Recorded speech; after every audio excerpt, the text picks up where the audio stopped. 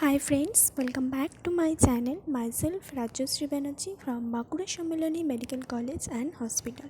তো তোমাদের দেখো অ্যাডমিট কার্ডে একটা জায়গায় লেখা আছে যে কোভিড রিলেটেড কিছু অ্যাডভাইসারি এনটিএ ক্যান্ডিডেটকে দিতে চাইছে। ওকে, তো সেই জায়গায় আমি ফার্স্ট যে দুটো পয়েন্ট ছিল সেগুলো আমি বলে দিয়েছিলাম।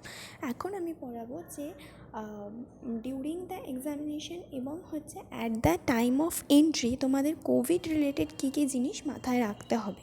ওকে, মানে এনটিএ তোমাদের কী কী অ্যাডভাইস দিচ্ছে কোভিডের জন্য, স্পেশালি অ্যাট দ্য মানে ঢোকার আগে এবং ঢুকে যাওয়ার পরে। ঠিক আছে, তো ফার্স্ট দেখো অ্যাট দ্য টাইম অফ এন্ট্রিতে কী বলা আছে। ফার্স্ট পয়েন্টে আছে candidate need to maintain a space of at least 6 feet from each other at all times. মানে কি, ক্যান্ডিডেটসকে বলা হচ্ছে যে নিজেদের মধ্যে 6 ফিট দূরত্ব অন্তত বজায় রাখো সবসময়। ঠিক আছে, queue manager or ropes and floor marks will be arrange outside the centre. অর্থাৎ সেন্টারের হচ্ছে আউটসাইডে কিন্তু যেমন ফ্লোর মার্কস থাকে বা কোনো রকম দড়ি দিয়ে কোনো ডিভিশন হচ্ছে থাকবে এবং তোমাদের সেটা মেনে চলতে বলা হচ্ছে। ঠিক আছে, কোভিডের জন্য।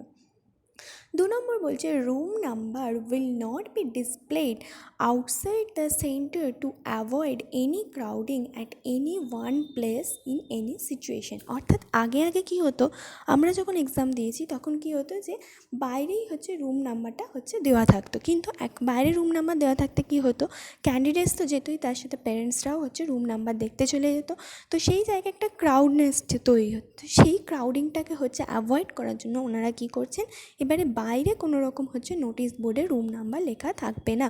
সেটা আমি অলরেডি তোমাদের বলে দিয়েছি আগে, যেখানে অ্যাডমিট কার্ডের মধ্যেই একটা কোথায় লেখা ছিল। আমার পুরো admit card line by line করা আছে চ্যানেলে, তোমরা চাইলে দেখে নিতে পারো। তো সেখানে লেখা ছিল যে ভিতরে ঢুকেই ফার্স্ট যে রেজিস্ট্রেশন হল থাকবে সেখানে নোটিশ বোর্ডে হচ্ছে তোমাদের দেওয়া থাকবে যে তোমাদের কোন রুমে হচ্ছে সিটটা পড়েছে। ওকে, তো সেখান থেকে দেখে নেবে, বাইরে হচ্ছে কোনো রকম নোটিশ থাকবে না, সেটাই বলে দিয়েছে।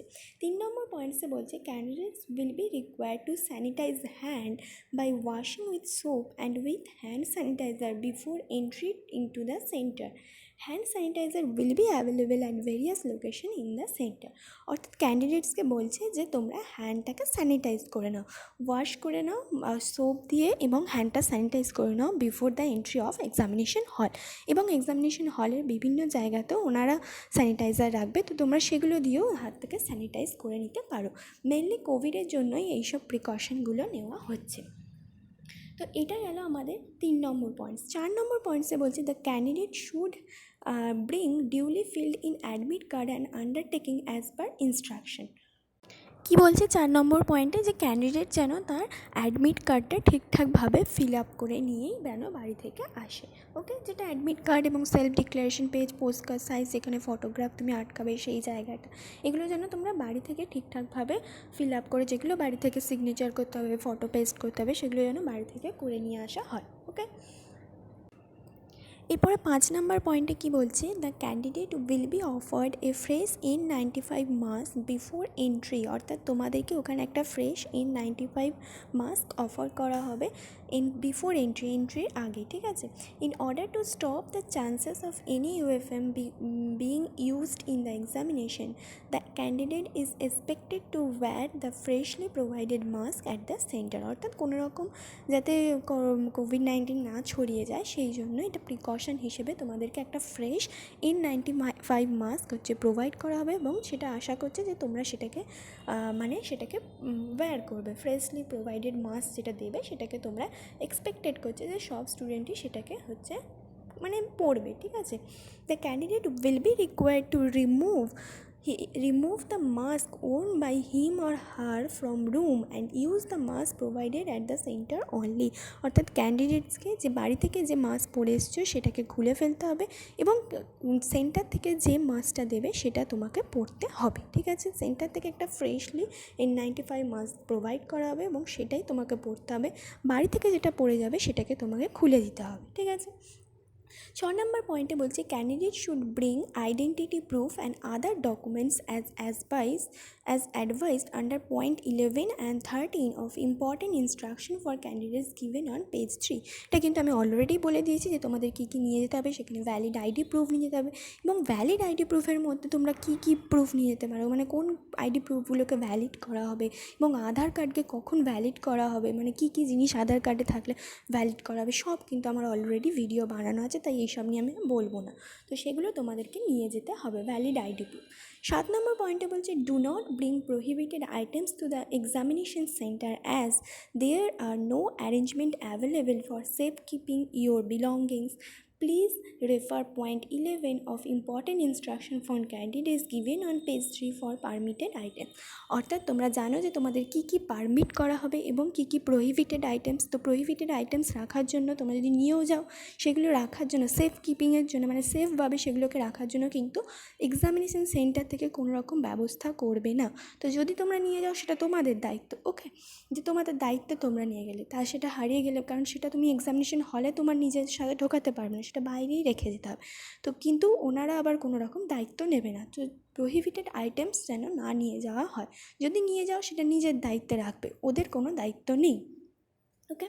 এবার পয়েন্ট নাম্বার 8-এ কী বলছে, at the time of entry the field in undertaking on admit card the body temperature will be checked and the center staff will guide you to respective room or hall after contact free frisking and document verification. Candidates are required to strictly adhere to instruction provided by center staff। অর্থাৎ কী বলছে যে যখন তোমার entry হবে, মানে before the entry তোমাকে হচ্ছে proper frisking করা হবে, সেখানে তোমার বডি টেম্পারেচার মাপা হবে এবং অ্যাডমিট কার্ড এবং যে ডকুমেন্টসগুলো সেগুলোকে হচ্ছে ভেরিফাই করা হবে, সেগুলোকে চেক করা হবে এবং তারপর ওনাদেরই একজন থাকবে যে তোমাকে তোমার রুমে নিয়ে চলে যাবে, ওকে, ঠিক আছে। তারপরে হচ্ছে 9 number points, if body temperature is higher than কোভিড-19 norms candidate would be taking exam in separate room or isolated room. যদি মনে করো তোমার বডি টেম্পারেচার একটু বেশি রইলো, অর্থাৎ কোভিড-19 নর্মসে যেটা লেখা আছে যে এই বডি টেম্পারেচারটা নর্মাল, মনে করো কোনো কারণে তোমার বডি টেম্পারেচার হচ্ছে একটু বেশি রইলো, তাহলে সেক্ষেত্রে তোমাকে সেপারেটেড রুমসে তোমার এক্সামিনেশন হবে। এক্সামিনেশন ক্যান্সেল হয়ে যাবে না, তোমাদের এক্সামিনেশন দেবে, মানে দিতে দেবে, কিন্তু সেটা আলাদা রুমে, একটা সেপারেট রুমে, যাতে কোভিড-19 রুলটা মেনটেন করে চলা যায়, ওকে। তারপরে বলছে পয়েন্ট নাম্বার 10। পয়েন্ট নাম্বার 10-এ বলছে please observe that no one will be denied permission to appear for the examination until he or she violate the COVID-19 directives or advisories of government, central or state applicable on the day of exam and instruction mentioned in the admit card। অর্থাৎ যতক্ষণ না তুমি তাদের কোনো রকম যে রুলগুলো দেওয়া আছে সেগুলোকে ভায়োলেট করছো, ততক্ষণ কিন্তু কারোর ক্ষমতা নেই তোমাকে এক্সামিনেশন দেওয়া থেকে রোখা, ওকে।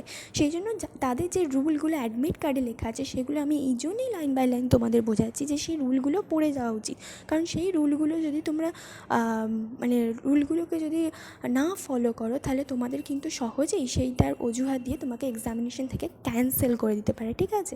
তো সেই জন্য রুলগুলো কিন্তু খুব ভালো করে পড়া দরকার এবং সেলফ ডিক্লারেশন পেজে লেখাই আছে যে তুমি রুলগুলো পড়ে তবেই সেলফ ডিক্লারেশন দিচ্ছ, তো সেই জন্য রুলগুলো কিন্তু পড়ে নেওয়া দরকার, ঠিক আছে। তো এই হয়ে গেল আমাদের অ্যাট দ্য টাইম অফ এন্ট্রিতে কী কী জিনিস আমাদের মনে রাখতে হবে স্পেশালি কোভিড-19 জন্য, ঠিক আছে। এর পরের ভিডিওটা দেখো, এটা অলরেডি 8 মিনিট 9 মিনিট মতো হয়ে গেছে। তো তোমরা জানো যে আমি এখন বাঁকুড়ায় আছি, হোস্টেলে আছি, তো হোস্টেল থেকে মানে আপলোড করা খুবই সমস্যা, তাও আমি তোমাদের জন্য আপলোড করছি যে যাতে তোমাদের কোনো প্রবলেম না হয়, ওকে। তো সেই জন্য এই ভিডিওটা এই অবধি থাকলো, পরের একটা ছোট্ট ভিডিও করব, সেটাতে করব ডিউরিং এক্সামিনেশন, ঠিক আছে। খুব বেশি বড় ভিডিও গেলে আমার আপলোড করতে অসুবিধা। আশা করি তোমরা আমার সমস্যাটা বুঝবে এবং আমার সাথে হেল্প করবে আমাকে এগিয়ে যেতে, ওকে, ঠিক আছে। All the best for NEET 2021। খুব ভালো করে পরীক্ষা দিও এবং কোনো রকম অসুবিধা থাকলে অবশ্যই কমেন্ট বক্সে লিখবে, আর পরীক্ষা কেমন হলো সেটাও কিন্তু আমাকে জানাতে ভুলবে না, ঠিক আছে। Thank you, tata.